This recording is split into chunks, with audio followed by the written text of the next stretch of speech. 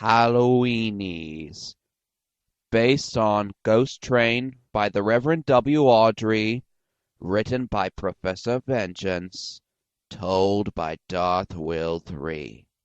One of the few appearances of the Sodor engine fleet making it across the bridge and onto the Thin Gits region, only to scare the life out of Diesel and Associates.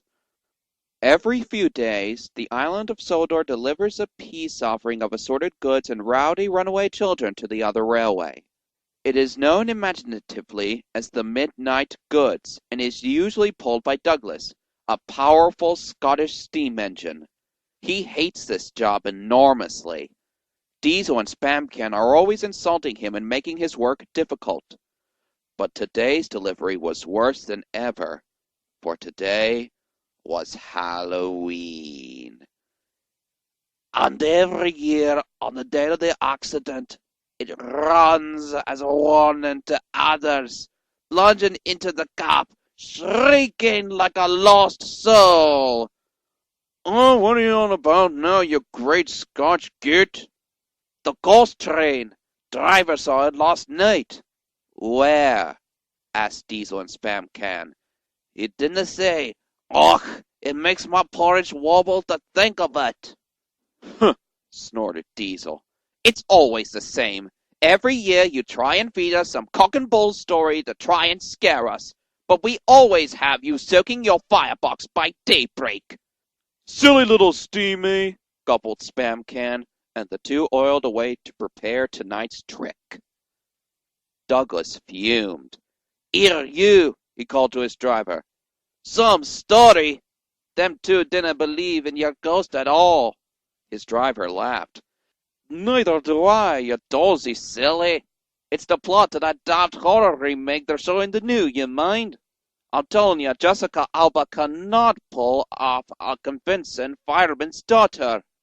"Got that right," added the fireman. "If I could marry a lassie like her, I wouldn't be jamming you full of coal for a living, my boy." Douglas was disappointed. He wanted so badly to get back at those stupid Diesels, but he didn't know how. But as luck and the script would have it, the answer would come to him soon enough. After shunting the cars into their proper places, he left the yard for home. Douglas knew where he was, even in the dark. The occasional special coal in his firebox did wonders for his eyesight. "Compost farm crossing. Aye, we're nearly at the bridge hame, lads." Douglas liked running at night. The rails hummed and the signal lights shone green. The fact he was passing by the nuclear plant was pure coincidence. Trouble lay ahead, however, in the form of a broken-down car full of illegally imported materials made for fear toxin powder. Sam the Spliff, the local black marketeer, had just gone for help. Shame he stopped for a quick drink at the pub, though, or he might have just prevented the crash. Douglas broke the car to smithereens. Powder flew everywhere. Miraculously staying on the rails and not inhaling the powder, he didn't stop puffing until they reached the next signal box.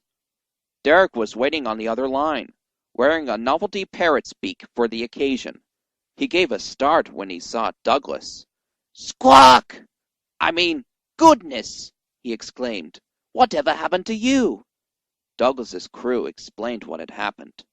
"I'll see to it," said the signalman, after a quick cash incentive. "But you'd better clean Douglas, or people will think he's a ghost. They're idiots around these parts." Douglas chuckled. "Och, let's really pretend I'm a ghost and scare them too, eh? That'll teach them to mess a bit with a Glasgow engine." Derek promised to help. "They said my costume was bird-brained, and not in a complimentary way," and went on ahead to the sheds. Diesel and Spamcan were being prepared for this year's Halloween prank there. Their crews were splashing them with buckets of red paint, while workmen carefully fitted them with false teeth. "Douglas has had an accident!" cried Derek. "Really?" sneered Diesel. "Ha! The big clumsy steamy! Wait a minute. That means we can't trick him! Oh, botheration!" And no doubt he'll be blocking the way to the smelter's Halloween party, grumbled Spamcan. They cleared the line for you, went on Derek, but there's something worse. Worse than nearly missing a smelter's bash-up? spluttered Spamcan. Out with it, you unreliable lump of scrap. We don't got all evening. I've just seen something, said the beat engine. It looked like Douglas's ghost. It said it was coming here to warn us. Diesel rolled his eyes. Oh, I'm guessing the toxins for that joke nose of yours have gone to your engine. Don't be frightened, dimwit. It's just your frail imagination. The workmen finished decorating the goods diesels and left for their own Halloween parties. The three engines remained shut in the sheds while their crews went to get their own costumes. They sat in silence, all alone. But not for long. Beep! Beep! Beep, beep, beep, beep! Let me in! Let me in! Wailed a Scotch voice. No, no! Wailed Derek. Not by the rust of my teeny tin tin! Diesel and Spamcan were very confused and more than a little worried. Then I'll chuff, and I'll buff, and I'll break your door in! Crash! A ghostly white steam engine burst through Derek's shed door, eyes rolling and whistle blasting. Ah! Screamed the engines. Diesel and Spamcan were terrified. But Derek, now wearing a gas mask along with his driver, was finding it hard not to laugh. Come here! I'm gonna eat ya! Roared Douglas, and blew a large cloud of steam in Diesel and Spamcan's direction. Fear toxin powder sprayed all over their faces and was quickly sucked through their air intakes. The ghost train was now spouting fire, flicking out a serpent's tongue, and bombarding them with oil-sucking bats, at least in their eyes. Run away! Run away! Cried the drugged-up diesels, and crashed through their respective shed doors as fast as their wheels could carry them, screaming into the dark night. It was morning when Diesel and Spamcan were found. Derek was preparing to take the morning freight train when he found them cowering in the sheds, surrounded by walls of freight cars. Where have you two been? Smiled Derek. Did you enjoy the party? Well, quivered Diesel.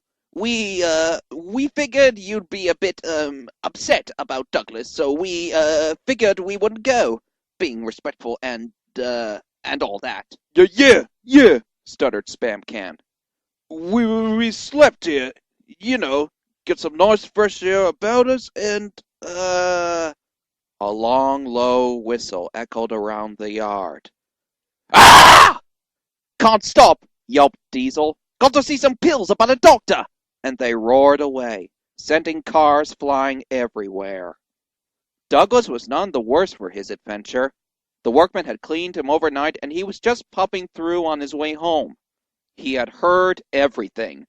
Well, what do you think about that? Anyone would think, chuckled Derek, that those two had just seen a ghost. Douglas laughed too. There's just one thing, he said. What are they going to do with all that fear toxin powder they scraped off me? Derek sighed. I think I've got a pretty good idea, he said. Let's just say you won't be seeing much of the thin kid for a little while.